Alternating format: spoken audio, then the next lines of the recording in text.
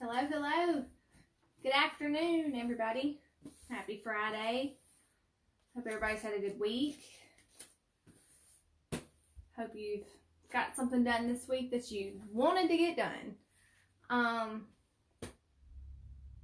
want to come to you today and talk to you about some things out of Hosea chapter 5. There's several things here that I wanted to point out. A couple of points that I want to make. There's 15 verses in this chapter, but there's just a few that caught my eye along the way as I was reading it. And I titled it today, Other Broken People Can't Fix Your Broken Pieces. And that's the second point that I want to make, but there's something else I want to get to first. And I think sometimes the first point leads to the second point. So I'm not going to read all of these verses to you. The subtitle of this chapter in my Bible is Judgment Against Israel. And so this is where it starts off very intense. Hear this, you priests, pay attention, you Israelites. Like, it comes in pretty strong. He's telling them to listen. But I wanted to get to verse 4. Verse 4 was the first place with the first point that caught my eye as I was reading through this. And it says, Their deeds do not permit them to return to their God. A spirit of prostitution is in their hearts, and they do not acknowledge the Lord. And this is talking about the Israelites. This is talking about all the people, God's people that, what the entire pretty much Old Testament seems to point to always is God's people not doing what they know to do, worshiping idols, forgetting God, and then going back and forth, being wishy-washy. And this is just another, another book of the Bible that talks about all of the stuff that's said to them beforehand, trying to get them to turn away from their evil ways before the judgment comes. And I just love seeing all the different perceptions of how these prophets and things go about explaining their actions and like calling it what it is. But that's what this is. Their deeds do not permit them to return to their God. Their deeds do not permit them. Their actions, what they are doing, does not allow them to return to their God. The spirit of prostitution is in their heart. They do. That got me. And I marinated on that for a minute. Their deeds do not permit them. And then I went on down to the footnotes in my Bible, and it talks about persistently hardening your heart. And the way it explained it was every time you harden your heart to something God asked you to do, or convicts you to do, or convicts you not to do, or you read your Bible and you know it's a sin, you do it anyway. Every time you do that, you're forming a groove in your heart. You're forming a hard place in your heart.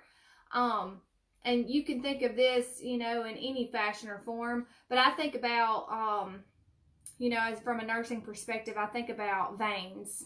We put IVs in veins in your hands, arms, all the different places. And I did dialysis. I was a dialysis nurse for 3 years. And those people have big fistulas on their arms. And that's where we put the needles in their arms for their hemodialysis. What you do when their kidneys don't work. And if you put the needle in the same place every single time, you develop what's called scar tissue there. And it gets really hard, and it gets to the point where it doesn't work anymore. It can ruin an entire vein, an entire fistula, if you just keep sticking that needle in the same spot. Same with if you have to go to I think about, anybody who has to go to the hospital often and gets an IV placed. If you put the needle in the same spot every time and use it, you can use, it just hardens it, and it gets to the point where it's useless, right? Well, if you keep putting something hard in your heart in a certain area for long enough spiritually, you can get to the point where you're totally, that part of your, that conviction, that direction, hearing from God in that area, can become totally useless. And it got me here because it says their deeds do not permit them to return to their God. It's not that they couldn't return to God. It's not that God wouldn't allow them to return to him. It was that their own actions did not permit them to come back. And it said persistence, you got these grooves, and it makes you less sensitive to the conviction. And we've all done this to some extent and in some point. We've all hardened our hearts to something God's told us to do or not to do. 100%. Everybody's area of this is different. You may harden your heart to one thing while I harden my heart to another. Everybody's sin, everybody's temptation, everybody's vice is different. And everything that's going on in your mind is different. But what he's saying here is their own actions kept them away from God. And it talked about their persistent sin, their persistent hardening of their heart, because they knew what to do. That's what got me about these people. Just like us, we know what to do. We know when we're struggling what we need to do to get back to where we're supposed to be. We know when God says not to do it, despite what our flesh tells us, it's the right thing to do not to do it, right? Well, but we harden our heart anyway. And it gets to the point where we don't even hear him in that area anymore. So gossip is an applicable area for myself. At the beginning of the year, I felt like God was dealing with me specifically in gossiping and just negativity in general. That was some things that I needed to work on, that I needed to say more uplifting and positive things, specifically at work. And not gossip, not assume the worst, not jump to conclusions, that kind of thing. And complaining and gossip are two areas I've been convicted on since I've been trying to actually mature my walk with God. And I had totally, we don't think about complaining as a sin. And the reason we don't think about it as a sin is because it's something we do so often that we don't even think about it anymore. And so then that leads us to the point where, if you've ever been around somebody who is like a super negative person, somebody who complains about everything, somebody who gossips about everybody, it's easy when you're not that person or you're not typically around that kind of person, you get around them to be like, golly, that is toxic. I don't even like that. But if that's you and that's what you do all the time, or if that's the kind of friends you hang out with all the time, then you don't even think anything about it because that's just what you do. Same with cuss words. You cuss every day, all your friends cuss, all your families cuss. You don't think anything about those words until you get around somebody who doesn't do it. You harden your heart to the point where sin becomes normal because you do it so much. That can be true with anything. That can be true with drugs and alcohol. That can be true with, lying to get ahead at work. That can be true about anything. Whatever you normalize around yourself, whatever you just participate in, whether you know it's right or wrong. Because whenever I went through a rebellious stage of my life in my teenage years, whenever I just kind of turned my back on what I knew was right and I started going and, going to places I shouldn't go, doing things I shouldn't do, I was really, really uncomfortable at first. And then the more I went, the more I convinced myself it wasn't a big deal. The more I convinced myself that it can't be that bad because these other people are doing it and I know they're not bad people. Then I started doing a little bit of it myself and I thought, well, it's really not as big of a deal as everybody's made it out to be. People just say that kind of stuff to scare you, right? No. You get used to it and you convince yourself it's normal. Satan helps you along the way by putting people that you think are good people or even other Christians in front of you doing it so that you don't think it's a big deal. And so you harden your heart and you get to the point where you have a groove so deep in your heart that you don't even recognize that as sin anymore. And this could be big sins, this could be little sins, this could be in between sins because sin has no size to God. That's just a us thing. But another thing it causes you to do is it causes you not to see your own sin, not to see that you need to fix some things in your own life, but then that allows you to then judge other people who sin differently than you. That's when you start comparing your sin, which may be in your mind a small sin because that's what's normal to you. And then you look at somebody who does something that's a little more blatant or a little more public, and then it's easy for you to say, well, they need to get their life right. They should know better than doing that. Who would live that way? Right? Like, for instance, relevant life topic for myself. Kyle and I lived together before we got married. Wasn't the right thing to do. Knew better. Did it anyway. Just one of those things. However, I also had friends who were very, I want to say friends that were judgmental, but there were people who were very judgmental of the fact that Kyle and I did that. We were shacking up. Not right. Not minimizing my own sin. However, those same people had premarital sex in their relationships. Now, does anybody want to talk about that sin? But it's easy to point at the people who have a more public or a more blatant version of a sin to make you feel like you don't see your sin as that bad. All the sin is bad. All of it needs addressed. And I'm not mad at anybody for anybody telling me that I didn't need to shack up before we got married. I knew better than that. I was already convicted of that before anybody said a word to me. However, what I'm saying is it allowed people who were doing something that wasn't too far away from the same thing to say, oh, that's not right. You should know better. And they felt better about their situation by simply saying that mine was worse. And that's fine. You can point mine out. It's not about that. It's about us. We all do that, though, to an extent. Well, I could be out getting drunk and doing drugs on the weekend. I could be, there are people murdering folks. There's people, lying to get ahead at work. There's people doing this, that, and the other. I'm not doing anything that's that bad. Nobody even knows what I'm doing because I do it behind closed doors. Nobody even knows what I'm thinking because it only stays in my head and I don't act on it. Nobody knows what I'm looking at on my phone when nobody's around. Nobody knows what I'm saying to my friends behind closed doors. Like, you can rationalize any sin by comparing it to somebody else's because there's always somebody out there doing things worse than you. But that don't make it okay. And all that does is cause you to harden your heart just a little bit more to the point where you totally have not only hardened your heart to your own conviction, but you're turning other people away from Jesus because you're judging them because they sin differently than you. And it's not even so much that you're judging them, it's just you're using them as an example of a way to manipulate your own sin in your own mind. And that's not okay. And so,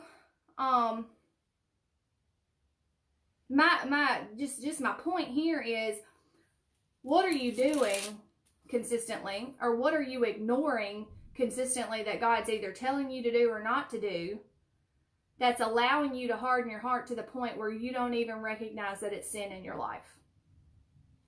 The one that I've really tried to work on in this year specifically, again, has been complaining, negativity in general out of my mouth, and gossiping. Those were like the three big things that I was working on. Now I'm stuck at home and I complain. And certainly I still need to work on the complaining. That is for sure. But I don't have as many people to be negative and gossip to because I'm at home by myself, because my husband's still going to work and my kid is here. But, that's things. Those are things that we don't immediately want to call sin. Maybe you don't have a big, crazy, blatant sin in your life that you're hardening your heart to. But what little things? Reading your Bible and having a prayer life. That's a thing for you. That's a job for you to do. Are you doing it? Have you rationalized in your own mind why you don't have time? Guess what? We're in a quarantine. You got more time now than you did. Even if you're still working, you have more time now because there's literally nothing else going on. There's not a game on the TV to watch. There's not somewhere to go, a hobby, a leisure, or an activity to go to when you get off of work. But have you rationalized yourself out of that to where you're not convicted about the time that you don't spend with God anymore? If you don't miss church right now, then you weren't, for one, you either weren't going to start with, or two, you weren't going for the right reasons. I miss going to a church house with other believers and hearing the word. I miss that. I'm ready to go back to church. I miss it. If you were going to church every Sunday night, Wednesday, I don't care how often you were going during the week, if you don't miss that, you need to check your heart and why you were going in the first place. Maybe your motives weren't right. I don't know. But then the next thing I wanted to get to, if you go on down to verse 13, it says, when Ephraim saw his sickness and Judah his sores, then Ephraim turned to Assyria and sent to the great king for help, but he is not able to cure you, not able to heal your sores. Okay, so just a little history lesson here really quickly. I'm not going to go into a big theological whatever. Ephraim, just another word for Jerusalem. Judah, like they split it in northern and southern kingdoms whenever, God was dealing with his people.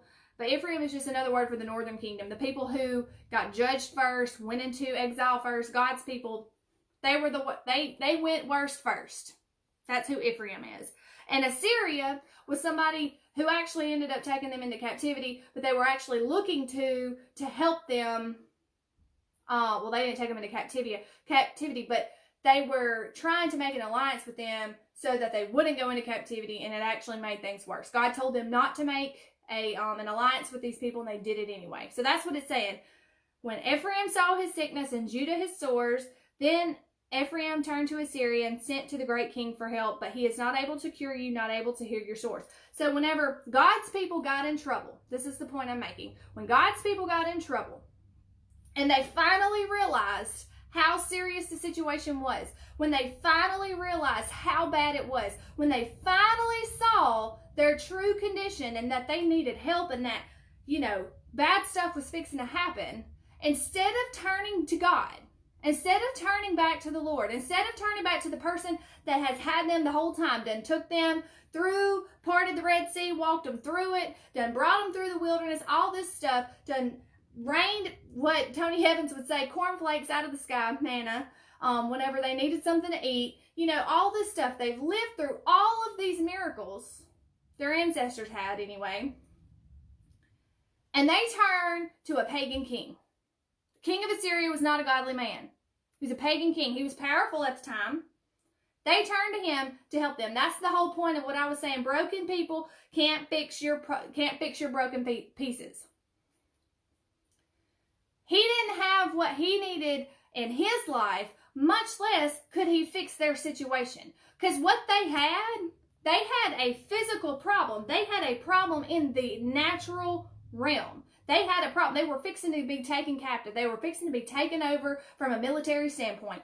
But the root of it was a spiritual problem. And a pagan king cannot fix a spiritual problem. So what pagan king are you going after to fix your spiritual problem? If you've got a mess in your life, if you've got something that's going wrong, if you've got something that you've been dealing with, you found something that you finally see, oh my gosh, this is a mess and I need help.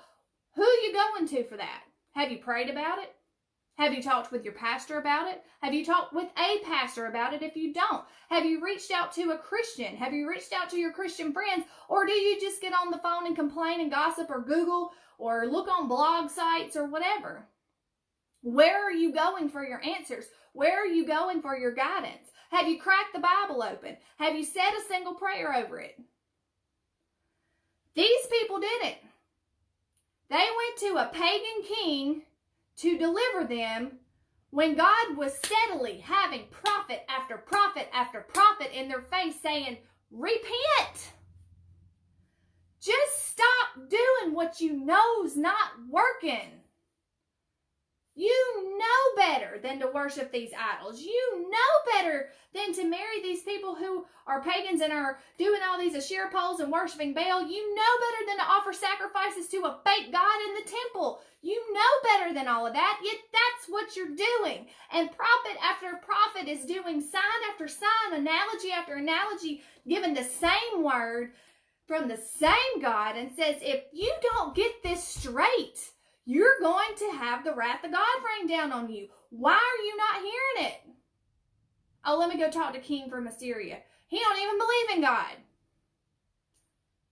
Like, who are you? That's what I'm saying to you today. Who are you looking for? Who are you looking to? What are you looking to give you to fill that void that you have a problem with? And what I'm saying is, it could be maybe a relationship in your life that you either have or don't have, or it isn't what it needs to be. Are you trying to fill that, whatever? Is it drugs or alcohol? Is it a pornography addiction? Is it, it could be anything. Like, I can't even think off the top of my head. It could be a million different things. Because that's what we do, is we have a spiritual void. We have a God-shaped hole. And this is for believers too. That I've heard people give the analogy of people who aren't saved have a God-shaped hole, and that God is the only person who could fulfill them. That's true. God may have come in and fulfilled that hole in your life, but that don't mean that you don't still have a void that you're not letting him fill. Because he's not going to force himself on you. Just because he lives in your heart doesn't mean he's going to force himself in every single area of your life. You have to let him there. And if you are having problems like that, if you're missing something, you're yearning for something, you're broken over something, and you're looking to the world for it, you're looking to stuff or, temporary highs that the world offers, it's not going to work. It's not going to fix you. Other people who are more messed up than you, that's like asking somebody in the middle of a bankruptcy claim how to save money. That's like asking somebody who's been divorced 4 times for marital advice. That's not what you do. You don't ask people who don't have a spiritual life how to help you fix your spiritual situation. You go to the source. And we keep going to all of the wrong places for our answers. We keep going to all the wrong places. We want entertainment. We want happy. We want peace. We want all of that. And God tells us clearly in his word that that's what he is. Not only what he offers, but what he is. Part of who he is. And if he's living inside of you, it's there. You're just choosing not to use it. And it could be because of the first half of what I talked about, is that you've hardened your heart so much to the conviction that he's told you. Because maybe the reason you keep going around the same mountain that you're going around is because you keep regressing, because you keep hardening your heart to that sin he keeps telling you not to do. Maybe that's why every time you take a step forward, you do that one thing that he told you not to do again, and then you take 3 steps back. And it's not because Satan jumped out and jumped on you. It's not because of circumstances. It's not because whatever. It's simply because you don't know how to follow directions. Because you think, oh, it's just this one time, it won't matter. Or you think, oh, it's a little sin, it's not a big deal. Or, oh, nobody sees it, so it's okay. You've convinced yourself because you're comparing sins. And you keep falling back and you don't know why. Because you're not going to the person who created you. Because that's the thing, okay? I have an Android phone. I'm not going to take it to the Apple store to get fixed. They don't work on it. Like, they're not Android people. They work on Apples. Not going to take my MacBook to the Android place, to the Samsung store. It don't make sense. When something's wrong with a piece of technology that you own, you want to take it to the place that manufactured it. You want to take it to the people who are experts about how that functions, because they're the people who know exactly what's missing, exactly what's not working right, so they can put it together and it function right again. Why would you think that God is not only the first place you should go, but the only place you should go? Because he created you. He knows exactly how every part of you works. He knows exactly when something's misfiring, and he can fix it for you in no time. It's like my husband's very mechanically intelligent. And I went down and I had to print something off the other day, and I printed something off at in their office down there at the water plant. And the paper got hung in there. And so I'm trying to get the paper out, and it got hung in a place where I couldn't get a hold of it to pull it out, it was like hooked in there. And like I sat there and wrestled with that thing for 45 minutes. And I finally called him and I was like, dude, you're going to have to come take it apart or maybe just throw it in the garbage and start over. I don't even know. And within 2 minutes of him walking in that office, he had that piece of paper out because he has a mechanical mind that could see where exactly to stick his finger to get that thing to come out. There's a lot of things that I can do, but I was so mad because I had sat there for so long trying to do it. And he did it in a fraction of the time. If I would have just called him at the very first 5 minutes I fiddled with it and saw, okay, I'm not going to fix this, I could have spared myself so much angst. And he said, well, you know, there's things you're good at that I'm not. And I was like, but that's like when we resist going to God when we have a problem. He can fix in 2 minutes what we've spent years trying to get around. He can see the parts in a way we don't see it.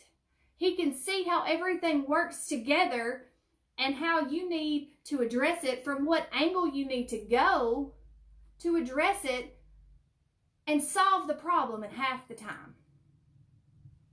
In no time, if he wants to. But he'll sit there and let you wrestle with it if you want to. But that's on you. But what we do, not only is we don't go to God, we go to everywhere but him.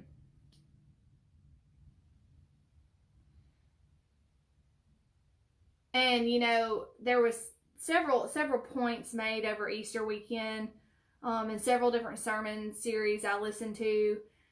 But the thing that stuck with me was, you know, when I've had things bothering me and things I've been struggling with, I do a good job at just busying myself so I don't notice that it's still bothering me.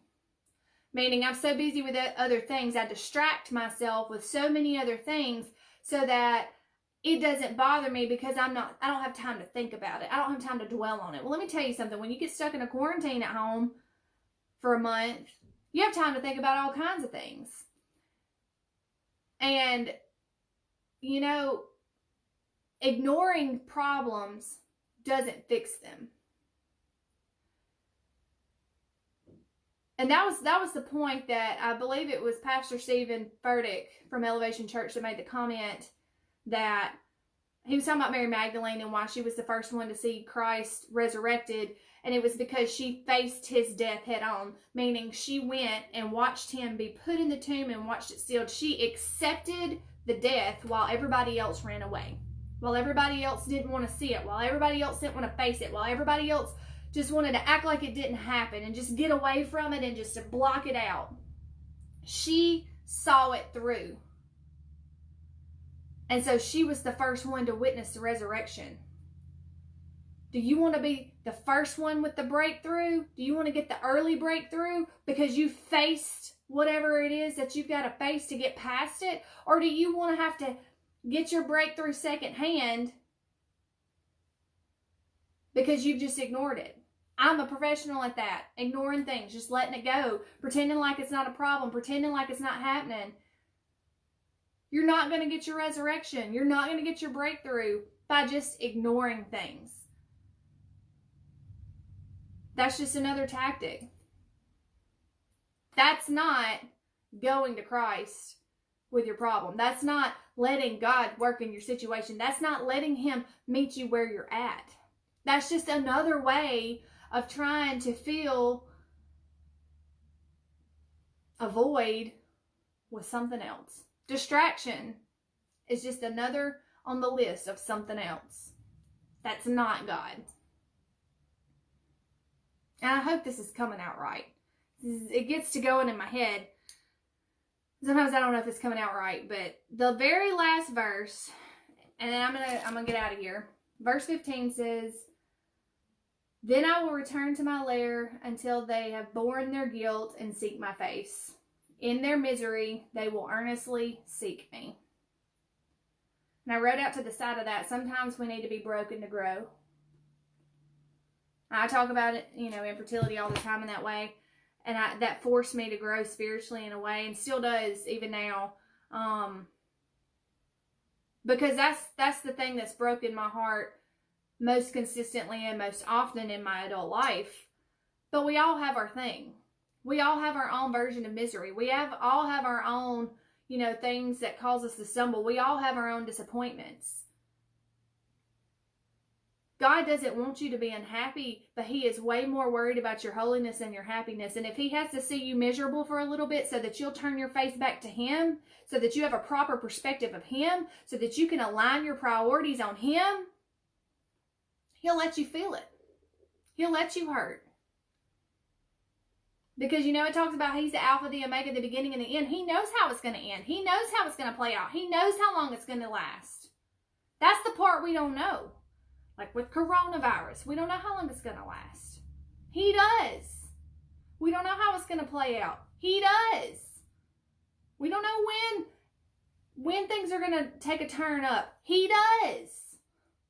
So when He lets you hurt, when He lets you be disappointed, when He lets that stuff come through that you don't want, that disappointment, that frustration,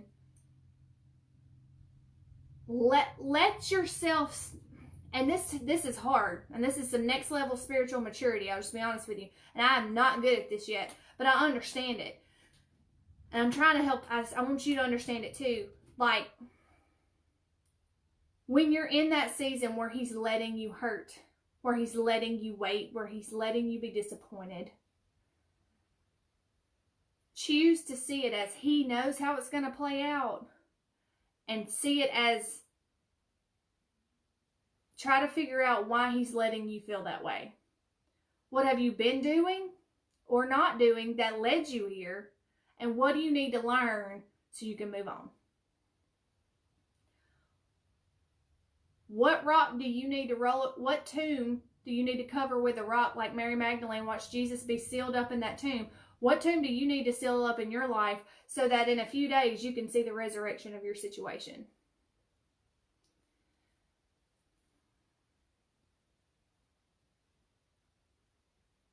Choose to see it that way. It's not going to come natural. It's not going to feel good, and you're not going to want to. But that's why He lets it happen. There's always a reason. And you may not have done anything to get yourself in that situation. You said, this is not my fault. It's not my fault for coronavirus. You're absolutely right. But what can you learn? So those are my thoughts. I don't even know how long I've been talking. Kind of get away from myself sometimes. But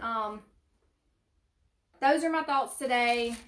The 3 things. Persistent sin is going to allow you to harden your heart to the point where you don't ever hear God convict you in those areas and cause you to judge people that sin differently than you. Quit going to broken people and broken things to fix your broken pieces. And sometimes you got to be broken to grow. So with that, I'm going to close this out in prayer. And we can get out of here. So let's pray. Dear Lord, thank you for this day. And thank you for the time we spent here, Lord. Just help us as we go through our day-to-day lives, Lord. Help us, Lord, not to harden our heart to your conviction and your instruction. Help us to be obedient. Help us to have discernment and wisdom. Help us to step into whatever situations you ask us to. Help us to fight temptation and fight the trials that are set before us. Lord, give us strength and give us boldness to just fight those things, and to know that, what when we harden our hearts like that, we're just fighting you, and it's not doing anything but make Satan happy. Lord, just help us as we go through difficult seasons of life. Help us not to go to anywhere but to you. Help us not to seek, comfort or peace or encouragement from anywhere but you, Lord. Help us to see that you're the only place that we can go to get true peace, true satisfaction, and true deliverance and healing and a breakthrough. Lord, just help us to see our painful situations as opportunities for growth, and help us not to get caught up in pity parties and, just trying to make things happen on our own. We love you, Lord. Forgive us of our sins and where we've failed you, in Jesus' name. Amen. All right, y'all. I'm going to get out of here, but I'll see y'all tomorrow. So love y'all. Be happy. Do good.